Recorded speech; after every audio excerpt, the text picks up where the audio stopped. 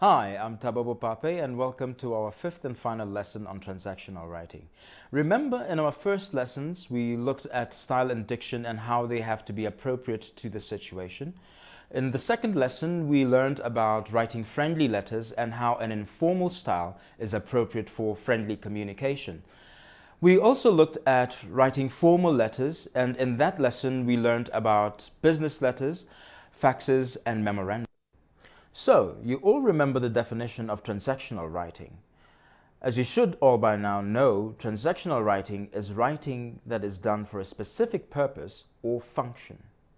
In today's lesson, we're going to look at some more writing that is associated with the workplace, an agenda and minutes.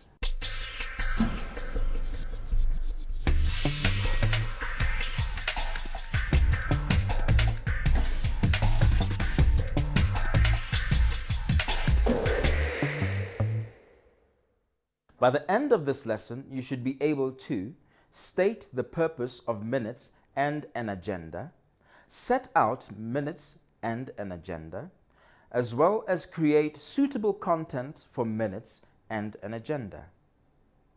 Well, maybe you are wondering what minutes are. Minutes are a record of discussions and decisions of a meeting. Now, why should we learn how to take minutes? And why are they important?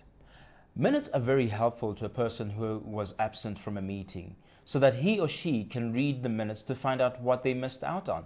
And also, at a later stage, people could consult their minutes to determine whether the decisions that were made at meetings have actually been carried out. The functions of minutes, therefore, are that they prove the meeting took place, record discussions, provide a reference to people who did not attend. Also, they remind people of commitments they made. However, the workplace isn't the only place where you will find minutes and agendas. Can you think of any other meetings where these might be used? At school, you will find that the prefect body keep minutes.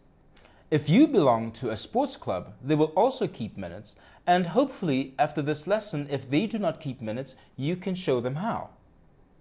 One day, you may be the secretary of an organization, so it is important to know how to write minutes. Even if you don't have to write minutes yourself, you are bound to come across them, so it is worth knowing more about how they work. Before the meeting can take place and before minutes can be recorded, you will receive an agenda. So let us start by looking at one. Soweto Star Soccer Club meeting, 10th May 2003. We know it is an agenda because it says so. And these are the following issues. The points are point number 1, minutes of previous meetings. Point number 2, the financial report. Point number 3, upcoming fundraiser. The final point, which is point number 4, is uniforms. And we see that the agenda is dated the 5th of May 2003. It is written by Shadrach Dlamini, who is the secretary.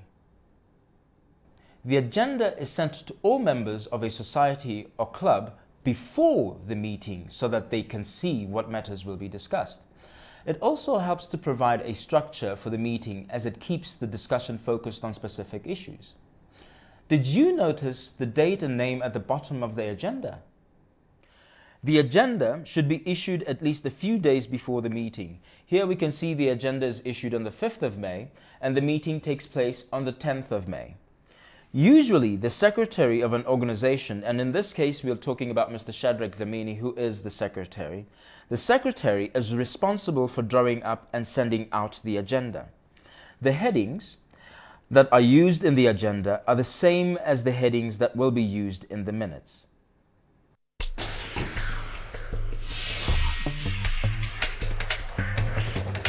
Now, imagine you actually went to the meeting. It was a meeting of your sports club where you discussed uniforms and the fields. Here are the minutes that were written. Let's look at the heading. Minutes of the Soweto Stars Soccer Club. 10th May 2002 at 8 o'clock. It always follows this format.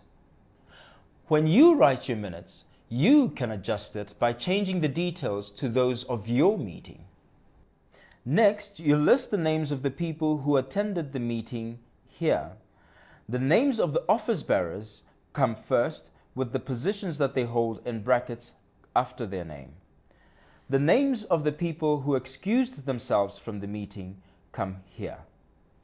The minutes of the previous meeting are read so that the audience can verify that they have an accurate record of what took place. Let's see what it says. Point 1. Minutes of previous meeting. These were read and signed as correct. And at each meeting, the treasurer should give a financial report. The details are listed in this section. Point 2. Financial report.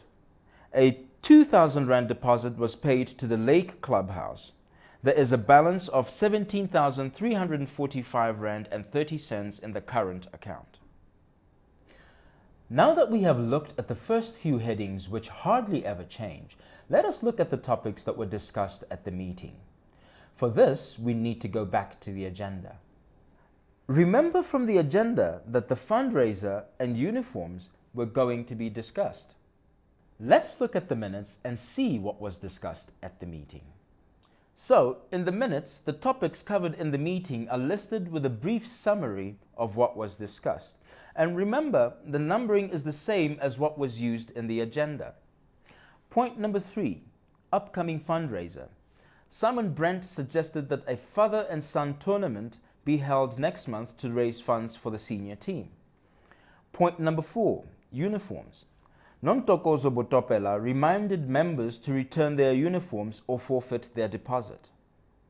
Notice that formal language and past tense are used throughout. Also, unnecessary details or chit-chat that was unrelated to the topics are not recorded. Minutes will always finish with the date set for the next meeting. Here, the next meeting will be held on the 18th of May at 8 o'clock in the clubhouse.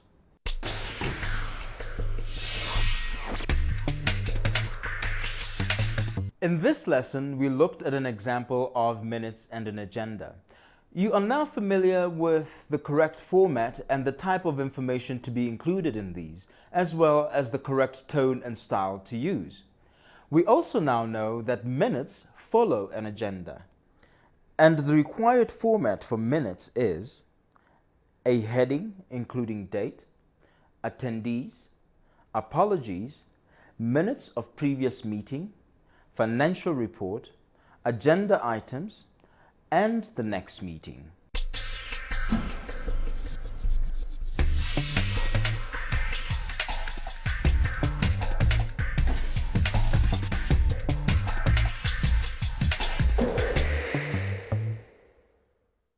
Pretend that you are a prefect and have to attend a meeting and record the minutes.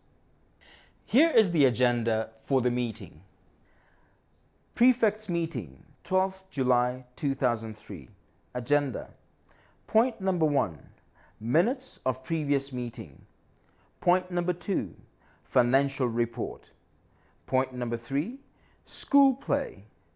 Point number 4, tuck shop duty.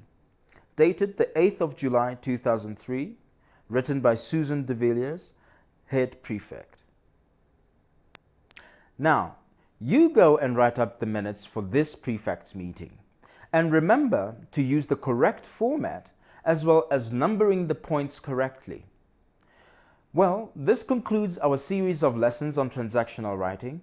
I hope you've enjoyed them as much as I have. Thank you very much.